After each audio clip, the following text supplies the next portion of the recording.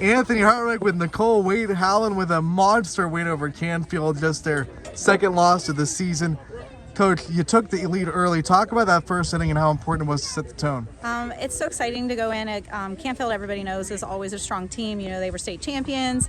They're always tough. They're always strong at the plate and in the field, well coached. We were so excited to go up 4-0. We came in this game with a little bit of different strategy today. We were going to try and use the pitchers in a little bit of different way to keep them off because they're really good at the plate, and it seemed to work out. It really did. Talk about that decision. You know, a lot of people outside probably came into this game just assuming Brooke Tater's going to get the start in this game. It's a big game. She's been your ace.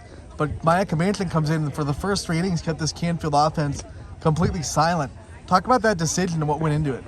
We've been thinking about doing it. Most of the teams that we play use more than one pitchers in the game.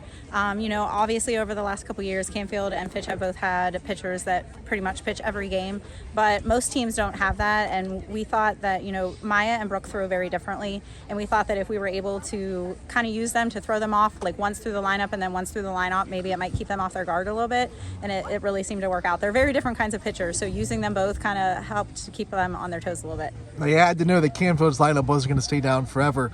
They take the lead, but then the bottom half of your order comes up with big hits. You got big hits from especially Tabitha Schatz, who gave you guys the lead.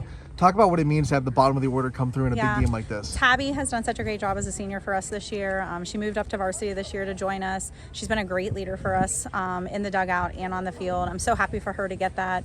A lot of this game was small ball, and we talked at the beginning of the season that we had to be able to play small ball in order to win big games like this. A matter of fact, last year in a game against them, we had an opportunity to win, and we asked somebody to bunt, and they said they weren't comfortable, and we didn't do it. That was our shot to win. This year we did it, and it worked out. And then last but not least, of course, that last out, always the hardest to get. Bases loaded, and you get it. You get that last out on a little pop fly behind the home plate. Dieter makes a great running catch.